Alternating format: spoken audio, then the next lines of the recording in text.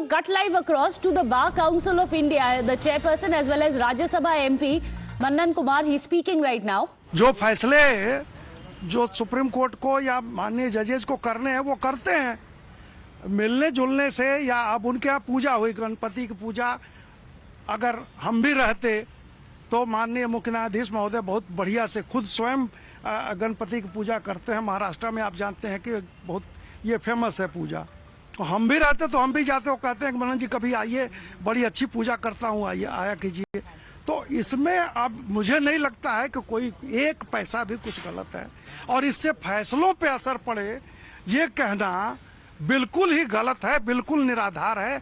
एक स्टंटबाजी का मौका लोगों को मिल जाता है अगर कोऑर्डिनेशन बना रहे। दूसरा उसका एस्पेक्ट आप देखें, जुडिशरी में और एग्जीक्यूटिव में जो भी हमारे संविधान के जो हमारे विंग्स हैं उनमें अगर अच्छा समन्वय बना रहे तो इससे देश को, हमारे लोकतंत्र को फायदा है। ऐसा थोड़ी है कि अनाप शनाप अब ये कहने लगेंगे कि जितने केसेज हम फाइल करते हैं डिसमिस हो गए। 99.9% आप फालतू केसेज जो PILs या जो भी केसेज फाइल करते हैं सिर्फ दिखाने के लिए, अखबारों में आने के लिए करते हैं, तो डिसमिस होना ये बाउंड है। अच्छे केसेज जो आप करते हैं उसमें फैसला ऐसा नहीं है कि सरकार के खिलाफ नहीं होता है। तो अब इस चीज को जोड़ना और इसको बात का बतंगड़ बना दिया इन्होंने, जैसे कि बाप रे संविधान पे बिजली गिर गई, अब कोई आएगा फिर पूरा संविधान की वो जो हैंडबुक है उसको लेके घूमेगा कि देखिए ये पूजा कर दिया गणपति का माननीय CJI महोदय के, हाँ प्रधानमंत्री जी देखिए संविधान एकदम पूरा का पूरा स्क्रैप हो गया।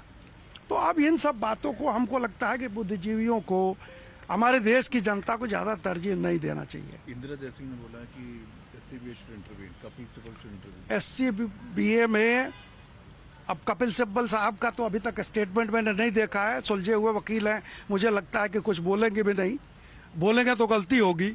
लेकिन SCBA में अच्छे लोग गिने चुन के आए हैं और मुझे नहीं लगता कि SCBA इन छोटी छोटी बातों का नोटिस लेगी और SCBA इनमें कुछ बोलेगी।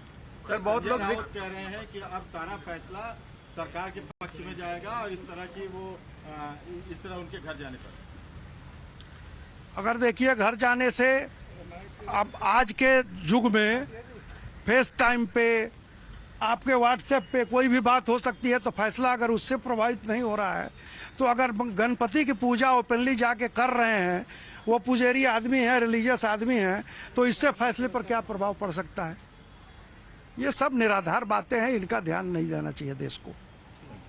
इंग्लिश में sir, yesterday Prime Minister visited CJI house for Ganesh Puja. Now Sanjay Rawat and others are raising question over this. What do you want to say about this? See, this is nothing. It was a puja which our Honorable Prime Minister went there to attend, and he offered puja. Ganpati puja is very famous among the Maharashtra people. Our Chief Minister, our CJI is from Maharashtra, and he offers puja himself. It's a very good puja he actually organizes. There, if the Prime Minister or anybody goes and offers puja, there's nothing wrong in it. See, Article 50 of our Constitution that provides for separation of powers. Separation does not mean the separation of family, like the other families which the Mrs. Indira Jaising and others, they are saying that now this will affect the several judgments and this will go in favor of government. It is all baseless things which they are narrating. The people are not going to take care. It's all only for the cheap popularity that such criticism is being made by certain people, few people only. 3-4 people, you know their names. I won't name them.